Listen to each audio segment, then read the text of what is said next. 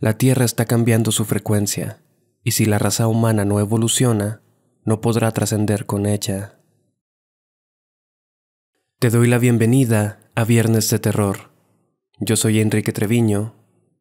Comencemos. Espero que te encuentres de lo mejor, aunque sí, la vida parece estarse complicando cada vez más. Aún así, encontrar algo que nos saque por momentos del tedio cotidiano siempre será bueno. Te agradezco mucho haber elegido este episodio. Personalmente, es uno de los temas más interesantes de los que he investigado. Si mi trabajo te gusta, recuerda que puedes apoyarme compartiendo el podcast, calificándolo con 5 estrellas, dejando un comentario o dándole like, ya sea que me escuches en Spotify, YouTube, Apple Podcast o en otra plataforma.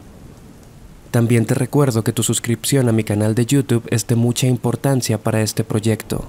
Espero contar con ella y con tu follow en mis perfiles de Instagram, TikTok y Facebook. Te dejé los enlaces en la descripción. ¿Qué pasa cuando morimos? Para una gran mayoría, esa es la pregunta más notoria de la existencia.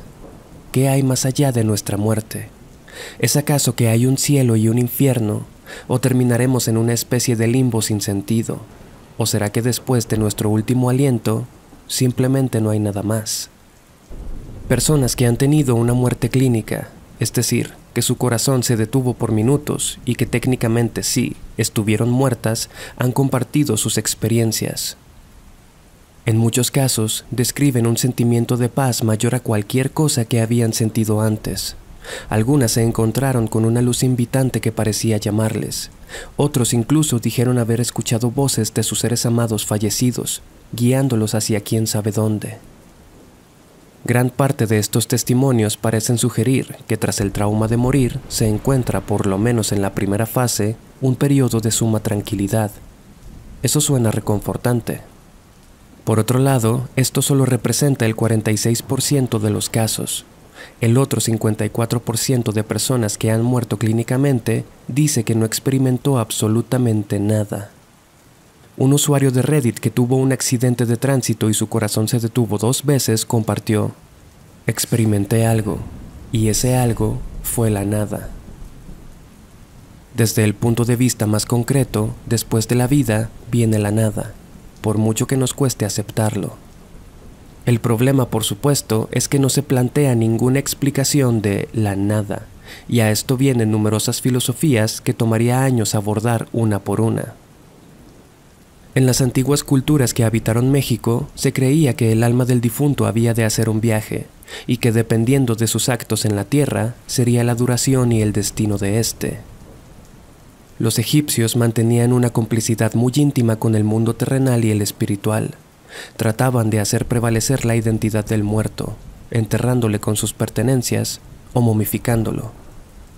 Por supuesto, seguramente la teoría con la que tenemos más familiaridad es la de las religiones judeocristianas. Nuestro cuerpo es una especie de traje en el que reside nuestro espíritu, y una vez muertos, estos abandonan el traje y esperan por un juicio de acuerdo a sus acciones. Si fuimos buenos, tendremos la oportunidad de ir al cielo. Y si fuimos malos, seremos condenados a una eternidad en el fuego del infierno. Algo ambiguo en mi opinión, pero al menos en Occidente es la teoría más aceptada.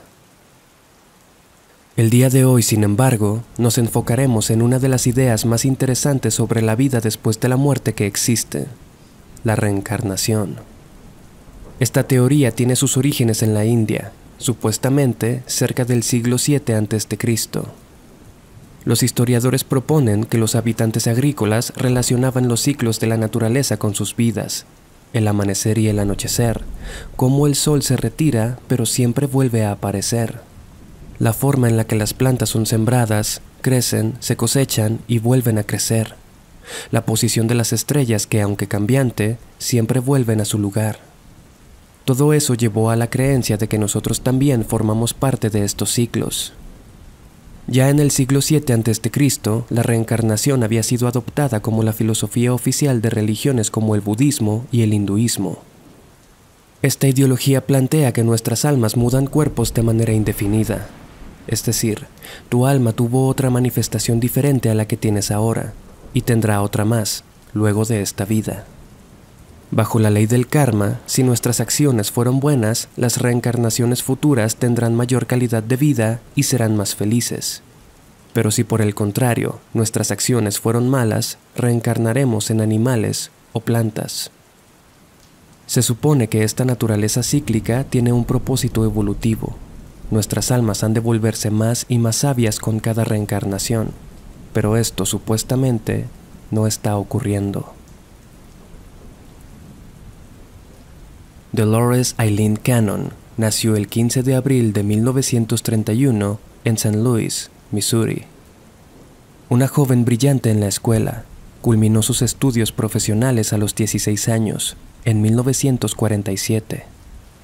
En 1951 contrajo matrimonio con Johnny, un marín de los Estados Unidos, y con él y sus hijos viajaría durante varios años, acompañando a su marido en su trabajo.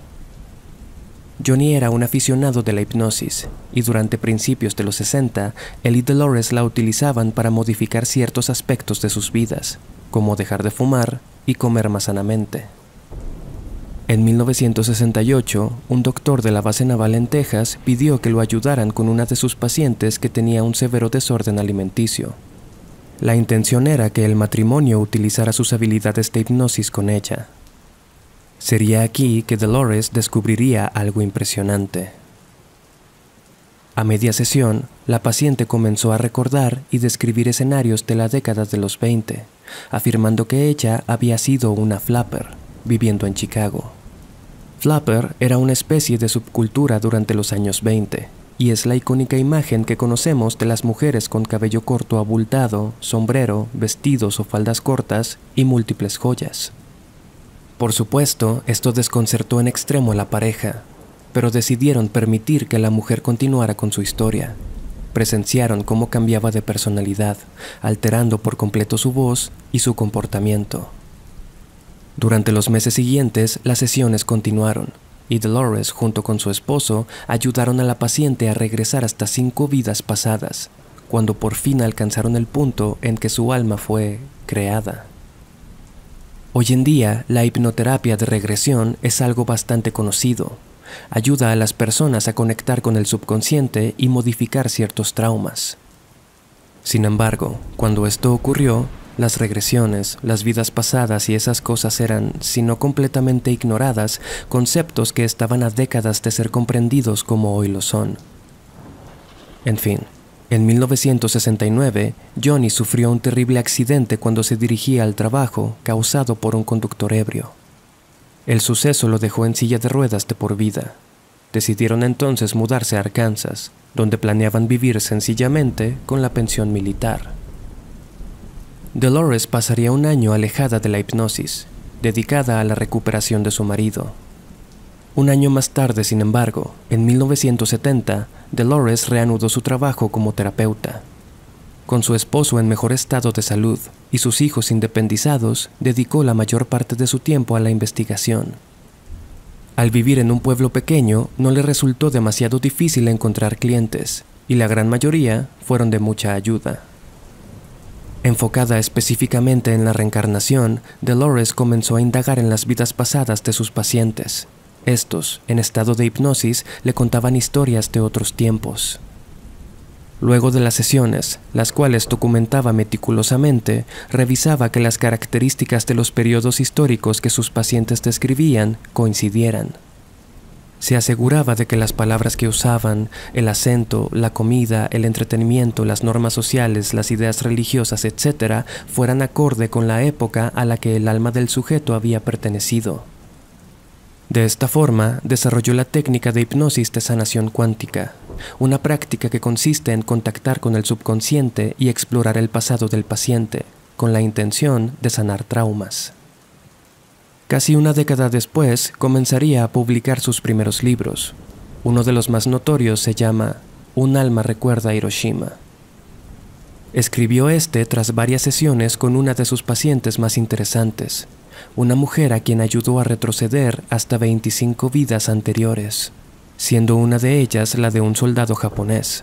contando su experiencia tras la bomba atómica en Hiroshima. Esta tragedia histórica es de suma importancia, ya que tiene mucho que ver con lo que Dolores descubriría después. Comenzó a notar que en cierto punto, algunos de sus pacientes comenzaban a recordar vidas pasadas, pero en otros planetas. Algunos de ellos aseguraban haber habitado en naves espaciales en el espacio exterior, y jamás haber estado en la Tierra con ningún cuerpo. Indagando más, llegó a conversar con personas cuyas almas habían sido enviadas directamente por Dios con un propósito en la Tierra. Pero no nos adelantemos. Según su libro de las 3 olas de voluntarios y la Tierra Nueva, que es de donde saqué la mayor parte de información para este episodio, hace eones no había vida en la Tierra. El planeta no era más que un conjunto de volcanes activos y una atmósfera de amoníaco. Los pacientes le explicaron entonces que existe una especie de consejo de almas que decide la forma en la que se estructuran los planetas. Afirmaron que existe vida en otros cuerpos celestes, aunque con diferentes condiciones y leyes al nuestro. Entonces, este consejo se reunió un día con un objetivo especial: crear a la raza perfecta. Nosotros estábamos destinados a ser esa raza, decían los pacientes en trance, una especie que no se enfermaría y poseería un conocimiento y poderes infinitos. Esto te podrá sonar como la teoría de la creación, pero en realidad, según este libro, el proceso de la creación de vida es sumamente complejo y comprende varias etapas. Las almas del consejo pusieron organismos unicelulares en el planeta y debían esperar para ver cómo evolucionaban. Pero entonces algo inesperado ocurrió. Un meteorito se estrelló contra la Tierra, trayendo bacterias y enfermedades. La creación de las almas del consejo estaba entonces contaminada, y hubo un concilio para deliberar qué debían hacer.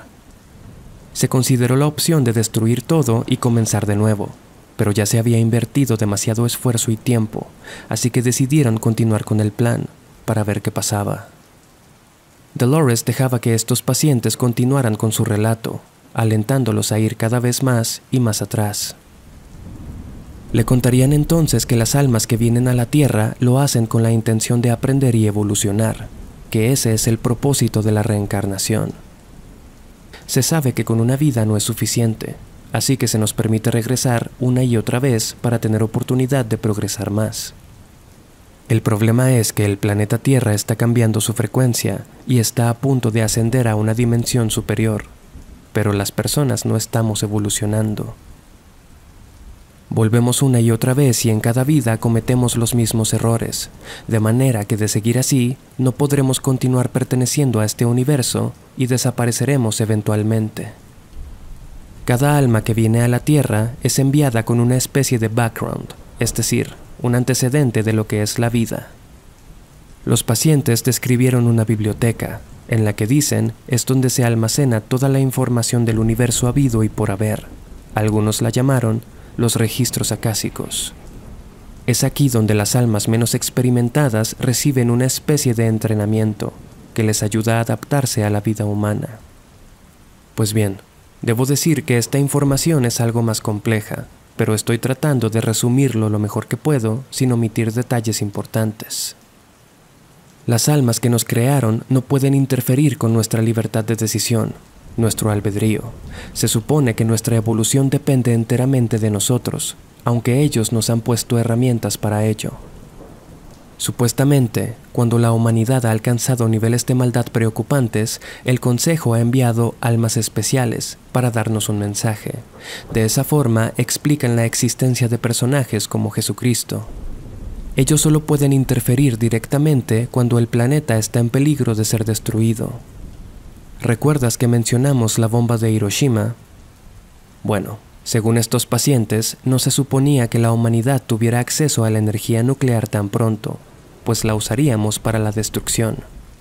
En ese tiempo, el Consejo se dio cuenta de que estábamos corriendo un gran riesgo, ya que, como lo menciona el libro de Dolores, no sabíamos con qué estábamos jugando.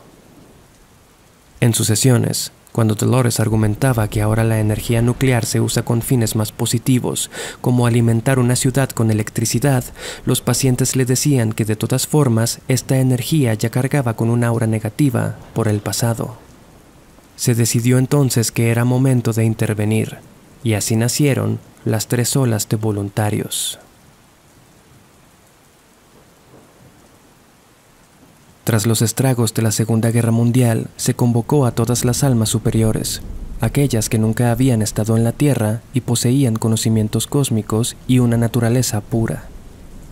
Muchas de ellas aceptaron el llamado y vinieron a la Tierra con un cuerpo humano para evitar nuestro inminente destino. Justo en esa época, finales de los 40, principios de los 50, comenzaron los avistamientos OVNI. Supuestamente eran estas las almas que llegaban de otros planetas. Pero por supuesto, estas almas que nunca habían estado en la Tierra tendrían muchos más problemas para adaptarse, ya que no estaban familiarizadas con la vida humana en lo absoluto. En los registros acásicos se les ayudó un poco, pero no fue del todo suficiente. De acuerdo con el libro de Dolores, estas almas vinieron en 3 olas, en distintos periodos, y cada una tiene características únicas. ¿Alguna vez has sentido que no perteneces? Alberga en ti un sentimiento de nostalgia inexplicable. ¿Tienes la sensación de querer volver a casa? Bueno, es posible que tú seas una de estas almas voluntarias, que están en el planeta con un propósito especial. La primera ola llegó a la Tierra entre finales de los 40 y principios de los 60, justo después de la bomba atómica. Según el libro que mencioné antes, estas almas odian la violencia. Tienen una profunda añoranza por un hogar que ni siquiera saben dónde está. Las emociones los perturban y paralizan, en especial la ira y el odio. Pareciera que los sentimientos les son ajenos. Les gusta la tranquilidad, pues es a lo que estaban acostumbrados antes de venir al planeta. A pesar de que muchas de ellas parecen tener una vida muy buena, con familia, trabajo y riqueza, suelen sufrir de depresión e incluso llegan a cometer suicidio. La segunda ola, al año de publicado el libro, en el 2011, estaría entonces en sus 20 y 30. Se mueven por la vida mucho más fácilmente que la anterior. Se enfocan mucho en ayudar a otros, evitando crear mal karma. Han sido descritas como antenas o canales de energía. Sin hacer nada, logran afectar profundamente a otros con sus vibraciones, cosa paradójica, porque por lo general prefieren la soledad. Muchos permanecen en casa la mayor parte del tiempo, incluso trabajando desde ahí. No quieren tener hijos, puesto que se rehúsan a forzarles a pasar por el trauma de la vida. La gran mayoría no contrae matrimonio, a menos de que corran con la suerte de encontrarse con otro de su especie. La tercera ola llegó entre mediados y finales de los 90, y son los denominados niños índigo. De acuerdo con el libro, estas almas son extremadamente inteligentes y sensibles, tienen enormes problemas adaptándose a grupos de personas y tristemente sus habilidades se confunden con trastornos. A muchos se les diagnostica déficit de atención o hiperactividad y se les medica. Como son demasiado inteligentes, se aburren fácil en la escuela. Han sido llamados la esperanza del mundo. La primera ola es la que se ha enfrentado a mayores adversidades. Esto supuestamente se debe a que fueron una especie de pioneros. Estas almas tienen 2 propósitos: cambiar la energía de la Tierra y ayudarnos a ascender junto con ella. El planeta se está preparando para cambiar de frecuencia y evolucionar. ¿Tú qué piensas? ¿Crees que lo que Dolores Cannon documenta en sus libros es posible? Cuéntame en un comentario cuáles son tus opiniones. Gracias por escuchar el episodio de esta semana. Realmente espero que lo hayas disfrutado. Por favor, califica el podcast con 5 estrellas y compártelo en tus redes. Eso impulsa mucho su crecimiento. Sígueme en Instagram y TikTok para que estemos más en contacto. Los enlaces, te recuerdo, están en la descripción. Yo soy Enrique Treviño. Hasta la próxima.